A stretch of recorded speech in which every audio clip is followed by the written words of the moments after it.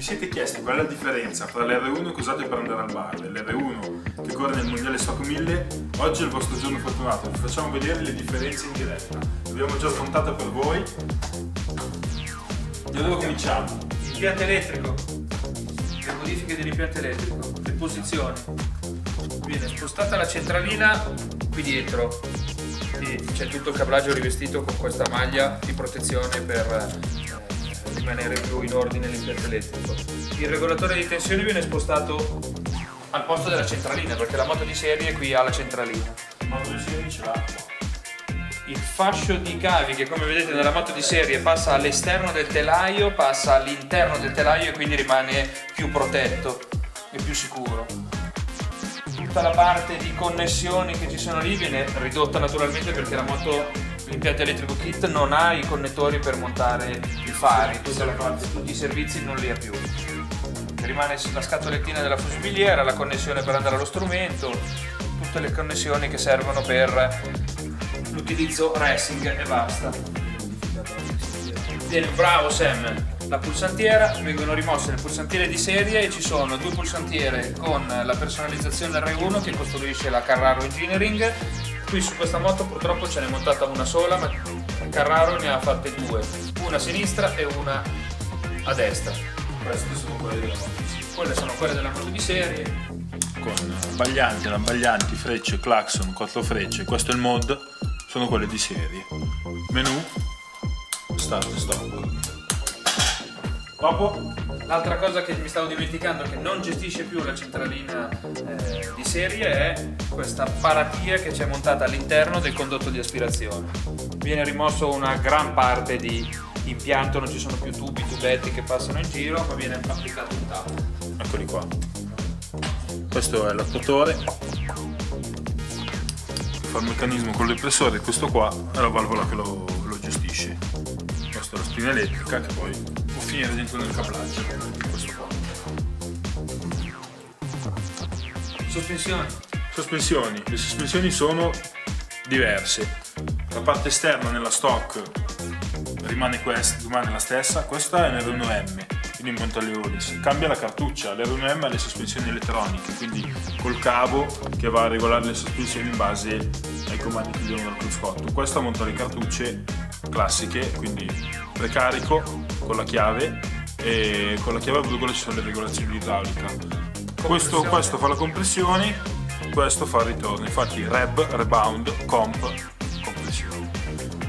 Nell'R1 normale monta Kayaba, quindi la forcella è Kayaba con la cartuccia Kayaba, precarico, questo grosso, compressione e ritorno su entrambi i vari. Mono di serie, sull'R1 normale, Kayaba però con l'interasse variabile, qua sotto. Invece sull'R1M, mono Hollins, questo è quello di serie dell'R1M. Ha ancora le regolazioni elettriche, quindi di serie, va sostituito poi con un Hollins però col precaricatore, regolazioni a mano. L'ammortizzatore di sterzo qui viene montato un Hollins con la regolazione manuale e invece su la moto di serie l'ammortizzatore di sterzo è controllato elettronicamente dalla centralina. Eccolo qua, questo è l'attuatore e anche questo è il suo cavo, va nell'impianto elettrico, si gestisce anche questo dal menu con i tasti del cruscotto. Scarico? Scarico, qua lo scarico non c'è, Però abbiamo però ce l'abbiamo. lo scarico. Parliamo di questo intanto che cerca lo scarico. Scarico a Krapovic completo, quindi senza più né valvola, senza niente, libero. Hai 4 fogli della lambda per la carburazione, quindi si può mettere un sensore lambda su ogni collettore più una lambda che qui è montata finale per vedere il risultato di tutti e 4. Scarico di serie, comunque il titanio anche lui, però collettori vanno a finire nel catalizzatore dove c'è la valvola. Questa è la valvola dentro. Anche questa elettronicamente. Si vede, si muove la valvola di serie controllata dal motore È automatica, non si può controllare da questo fatto la valvola. Gestisce il motore in base alle rotazioni, quanto gas si dà e alla carburazione che fa in automatico. Protezione motori. Protezione. Protezione motori da regolamento, anche queste costruite da Bonamici, si mettono su i carter per così almeno evitare di rotture e poi in una caduta scivola, si rovina e si può ripartire senza fermarsi, senza avere il problema di avere un carter bucato e non poter ripartire durante la gara. Sempre di Bonamici ci sono le pedane con una particolare cura per il grip sul pedalino perché ha delle punte, non ha paraleva. Il paraleva della leva Bonamici, che è anche la leva Bonamici, con leva con controllo remoto per gestirlo con l'altra mano mentre sta andando.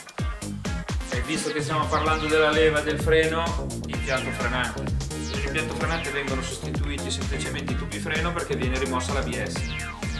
Questi sono tubi diretti con una T di deviazione in questo punto e viene applicato, visto che questa moto è completa di acquisizione dati, un sensore per acquisire il dato della pressione del freno. Su questa moto c'è montata l'acquisizione, quindi ha il potenziometro per vedere l'escursione della forcella, avrà un potenziometro per vedere l'escursione del mono, la lambda, come diceva prima Lorenzo, per vedere i valori di carburazione e un'antenna GPS che viene posizionata sul codino per tutti i dati che si possono raccogliere con il sistema di GPS. È collegata alla linea CAN della moto e quindi tutti i dati che può avere dalla centralina, posizione del gas, giri motore, tutti i valori che ti può trasferire la centralina di serie. Ultima modifica, il freno posteriore. Ah, il freno posteriore, sì. Quindi non c'è più il tubo di serie con la vaschetta, ma c'è un tubo più corto senza avere il supporto della vaschetta, la vaschetta che si può rompere, questo in caso di caduta non si rompe.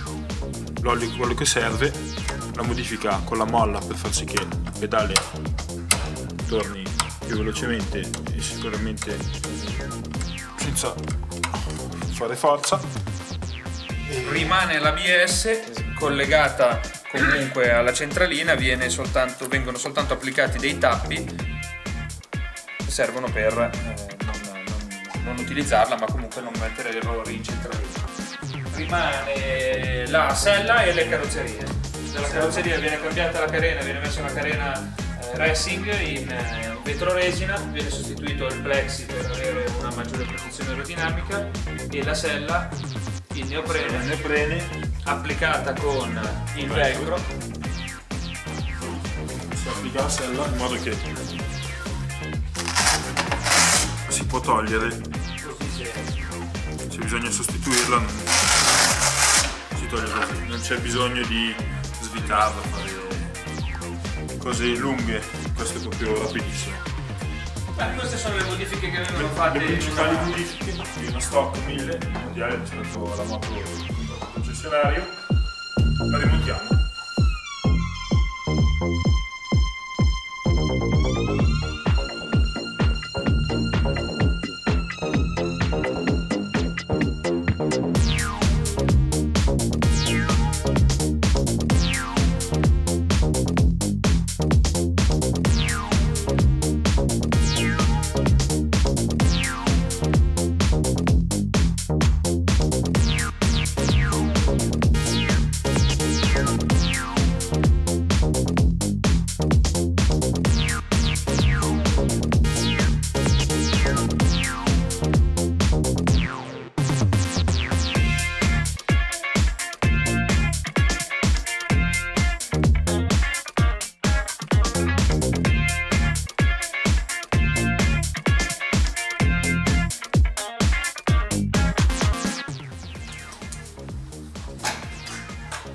Tutte le modifiche che vengono fatte per renderla rapida da smontare e rimontare, così che se il pilota decide di lanciarla in tribuna e hai poco tempo per rimontarla, riesci.